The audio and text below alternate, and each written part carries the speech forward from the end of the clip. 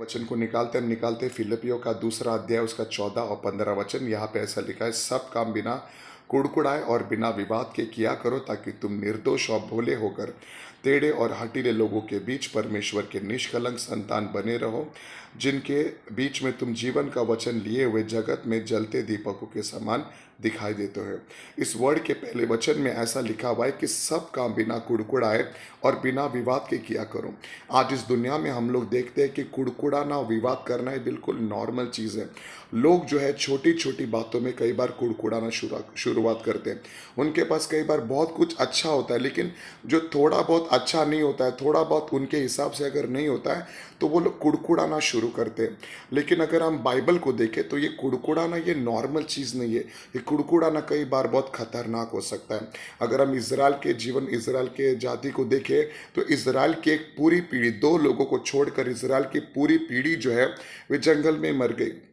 वो अपने वाचा के देश में पहुंच नहीं पाए, क्योंकि उनके हिसाब से अगर उनको खाना नहीं मिल रहा था, वो फटक से कुड़कुड़ाना शुरू कर रहे थे।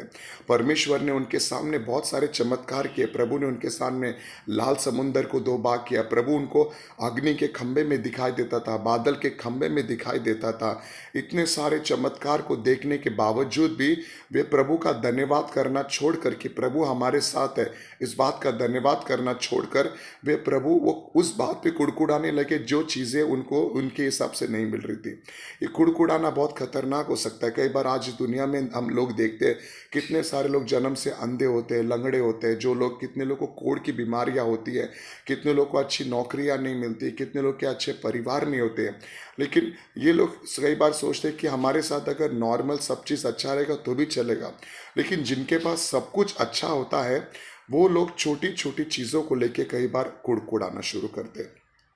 ये कुड़कुड़ाना कई बार हमारे जीवन में उन्नति को रोक सकता है। ये कुड़कुड़ाना कई बार हमारे पास सब कुछ होने के बावजूद भी हमें हमारे जीवन में हमको खुश रहने से रोक सकता है। इसलिए प्रभु चाहता है कि हम लोग कुड़कुड़ाए ना, लेकिन हम प्रभु का धन्यवाद दें।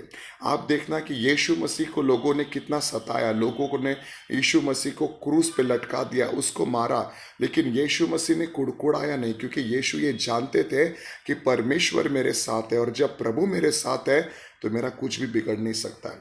आज हमारे पास सबसे बड़ा सामर्थ और सबसे बड़ा खजाना यीशु मसीह, परमेश्वर स्वयं हमारे साथ है। जब प्रभु हमारे साथ है तो हमको कुड़कुड़ाने की कोई ज़रूरत नहीं है। जो छोटा छोटा चीज़ आज हमको मिल भी ना रहा है, तो परमेश्वर हमारे जीवन में भलाई करेगा, ये प्रभु ने हमसे वादा किया है। इसलिए हम कुड़कुड़ाए ना। बाइबल बोलता है सब चीज़ जो है बिना कुड़कुड़ाए और बिना विवाद के किया करो। इसलिए हम कुड़कुड़ाए ना, हम प्रभु का धन्यवाद दें, क्योंकि परमेश्वर ने हमारे जीवन में भलाई सोच के रखा है और वह हमारे जीवन में भला ही करेगा। Praise the Lord. प्रभु सबको आशीष करे।